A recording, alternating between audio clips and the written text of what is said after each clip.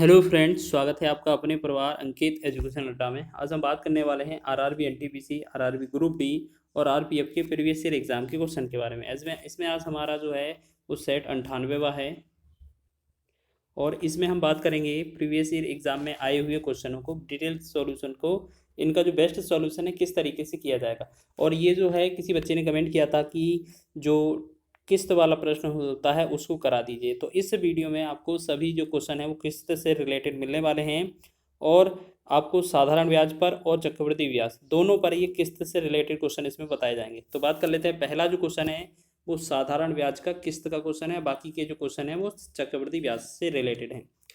लिखा है 10% वार्षिक साधारण ब्याज की दर पर 5 वर्ष में 9600 रुपये के ऋण को चुकाने हेतु आवश्यक वार्षिक किस्त ज्ञात कीजिए। तो सबसे पहले क्या करना है, 10% लिखा है, ये रेट कितना लिखा है 10%। रेट कितना दिया है 10%। 10% को फ्रैक्शन में चेंज करेंगे, अंश बटा हर के रूप में चेंज करेंगे तो इसकी जो फ्रैक्शन वैल्यू होती है वो 1/10 आती है, आपको भी पता होगा। फिर आपको क्या करना है, इस 10 से, जैसे पहले वर्ष 10 था, दूसरे वर्ष 10 पर एक ब्याज मिलेगा तो वो 11 हो जाएगा। फिर एक ब्याज मिलेगा 11 से एक, क्योंकि साधारण ब्याज हर वर्ष समान मिलता है, तो फिर ये 12 हो जाएगा, फिर 13 हो जाएगा, फिर ये 14 हो जाएगा। ठीक है, आपके कितने वर्ष का था, 5 वर्ष का, तो 1 वर्ष, 2 वर्ष, 3 वर्ष, 4 वर्ष, 5 वर्ष का हो गया।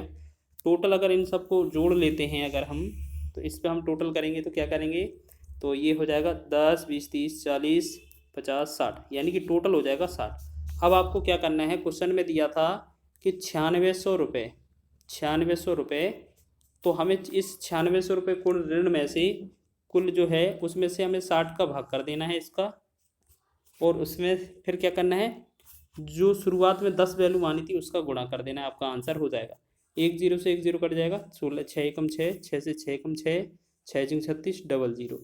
तो यहाँ पर जो बनेगा 1600 इस क्वेश्चन का राइट आंसर बन जाएगा। ठीक है, एक तो आप इस तरीके से कर सकते हैं, या एक तरीका और है, इसी को कन्वर्ट करते हैं। कैसे, जैसे हमने देखा आर बराबर कितना है 10%, तो हम सबसे 10% इसकी वैल्यू 1/10 आ जाएगी। तो हम कह सकते हैं कि यहाँ पर पहली जो वैल्यू होगी, पहली बार 100 होगी, फिर 110 हो जाएगी, फिर 120 हो जाएगी, फिर 130 और फिर 140। जब हम इन सब को टोटल करेंगे तो हमारा कितना बनेगा 600। तो आपसे किस्त की राशि पूछा जाएगा तो 9600 तो ऊपर ही रहेगा, बटा में ये 600 है, 600 से भाग दिया जाएगा, और गुणा में जो पहला वाला वैल्यू है 100 उससे गुणा कर देंगे। आपका आंसर हो जाएगा, डबल जीरो से डबल जीरो कट जाएगा, इसे भाग करेंगे तो ये हो जाएगा 1600। तो ये 1600 बनेगा, तो इसका राइट आंसर हो जाएगा हमारा 1600। ऑप्शन नंबर ए इसका सही है। और इसके अलावा भी ये फॉर्मूला से भी हो जाता है, तो फिलहाल इस ट्रिक को याद रखिएगा। अब बात कर लेते हैं चक्रवृद्धि ब्याज से रिलेटेड किस्त वाला प्रश्न। रुपये 210 की राशि कर्ज पर ली गई, जिसकी अदायगी 2 बराबर किस्तों में की जानी है। यदि ब्याज की अदायगी वार्षिक 10% चक्रवृद्धि पर दर पर की जाए तो प्रत्येक किस्त की कितनी राशि होगी। तो आपको इस तरीके का क्वेश्चन हो तो सबसे पहले क्या करना है, आपको रेट देखना है। रेट कितना लिखा है 10%, हम यहाँ पर क्या लिखेंगे, रेट कितना है 10%। अब इस 10% की आपको फ्रैक्शन निकालनी है, तो इसका फ्रैक्शन होगा 1/10, यानी कि पहले जो मूलधन अगर 10 था तो उस पर जो ब्याज मिला होगा 1 रुपये का, तो ये कितना हो जाएगा 11। फिर दूसरे वर्ष में क्या करते हैं, 10 का इसे वर्ग करेंगे, 10 का वर्ग करेंगे 100 हो जाएगा, 11 का इधर वर्ग करेंगे 121 हो जाएगा। हमें क्या करना है, पहले 10 लिखा, 11 कर लेंगे, फिर 10 का वर्ग करेंगे 100, 11 का वर्ग 121। अब हमने क्या देखा 121, तो इस तरफ ये जो 121 है ये प्रत्येक किस्त की राशि है, तो ऊपर 11 है तो 11 का गुणा इसमें कर देंगे, तो ये भी कितना हो जाएगा हमारा 121। अब दोनों किस्त समान हो गई, अगर इसमें 11 से गुणा किया है तो पीछे वाले का जो आगे वाले में भी है वो 11 का गुणा कर देना। तो इसका जो गुणा आएगा वो कितना आएगा 11 दशमलव 110। ठीक है, और ये कितना था आपका 100, तो इसको आपको क्या है जोड़ना पड़ता है। इन दोनों को जोड़ेंगे तो 110 और 100 को कितने 210। 210 जो होता है हमेशा वर्तमान जो होता है प्रिंसिपल होता है, मूलधन होता है, और इधर जो होता है ये आपका 121 प्रत्येक किस्त की राशि है, और टोटल ऋण पूछा जाता तो 121 दो तो 222 हो जाता। ठीक है, ये 121 की क्या है, ये किस्त राशि है। तो क्वेश्चन में पूछा है प्रत्येक किस्त की राशि ज्ञात कीजिए। तो क्वेश्चन में दिया क्या था, हमारे पास 210 की राशि कर्ज पर ली गई है, यानी कि 210 जो है वो मूलधन दिया है। 210 का मूलधन का मान कितना है 210 है, 210 से भाग करेंगे, गुणा आपसे किस्त की राशि पूछी है, तो किस्त की राशि दोनों में कितनी है 121 ही है हर जगह, तो दोनों में 121 है, तो 21 से 121 का गुणा करेंगे 210 से 210 कट जाएगा और ये आपका 121 इसका राइट आंसर हो जाएगा। तो ऑप्शन नंबर बी इसका सही है। ठीक है, तो ये तो आपकी एक शॉर्ट ट्रिक तो थी, लेकिन इसके अलावा भी आप मात्र 1 से 2 सेकेंड लगेंगे और इस क्वेश्चन का आंसर कर जाओगे। तो बात करेंगे इस क्वेश्चन को सॉल्व करें कैसे करें 1 मिनट में। तो यहाँ पर जैसे लिखा होगा इस तरीके का कोई क्वेश्चन पूरा पढ़ लेना, फिर जहाँ रेट लिखा है, रेट लिखा ना 10%, 10% का फ्रैक्शन कितना है, 1/10 है। अगर 10 पर 1 रुपये ब्याज मिलेगा तो ये टोटल कितना बनेगा, 11। अब बस 11 से जो भी चारों विकल्प में कट जाएगा वही आंसर हो जाएगा। आपने देखा पहला विकल्प 11 एकम 11, 11 और 1 17, 11 एकम 11, ए नहीं करता है पहला वाला, सी वाला विकल्प भी नहीं करता है, डी वाला विकल्प भी नहीं करता है, डी इसका राइट आंसर हो जाएगा। ठीक है, बाकी करने का तरीका वही था, ये आपका शॉर्ट ट्रिक हो जाएगा ज़्यादा ही। चलिए आगे देखेंगे, लिखा है एक भवन निर्माता ने 2550 रुपये उधार लिए तो उसे 4% वार्षिक चक्रवृद्धि आधार पर या ब्याज दर पर 2 वर्ष के अंतराल से 2 वार्षिक किस्तों में वापस कर दिए। प्रत्येक किस्त की कितने रुपए की राशि होगी। तो हम बात करते हैं 4% फ्रैक्शन है। अगर 4% फ्रैक्शन है तो 4% की फ्रैक्शन कितनी होती है, 1/25। अगर 25 रुपये पर 1 रुपये ब्याज मिला होगा तो ये कितना होगा, 26। तो आप देखिए 26 से कौन सा विकल्प है वो कट जाएगा। 26 को हम ऐसा भी कह सकते हैं कि या यहाँ पर 26 को 2 और 13, 13 गुणे 2 लिखते हैं ना, तो 2 गुणे 13 बोल देंगे, यहाँ 2 गुणे 13। अगर 2 और 13 दोनों से विभाजित अगर ये संख्या हो जाएगी कोई भी विकल्प, तो वही इसका आंसर होने वाला है।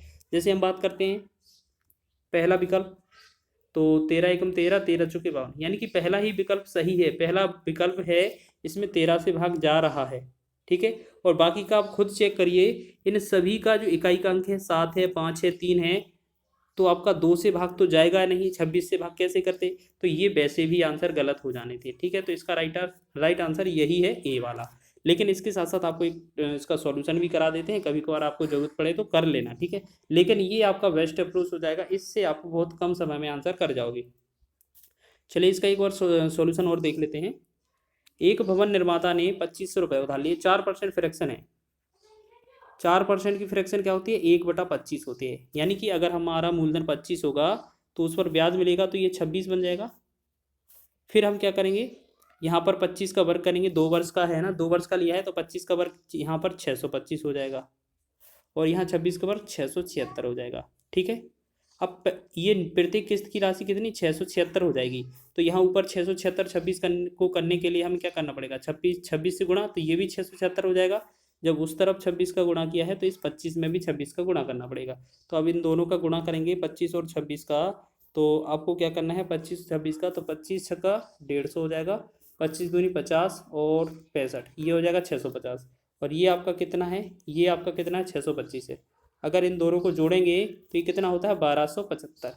तो आपको याद रखना है ये जो 1275 है ये है आपका मूलधन।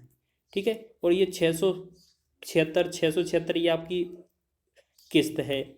अगर आप दोनों किस्तों के जोड़ेंगे तो आपका टोटल आपका लौटाने वाला मूल्य हो जाएगा।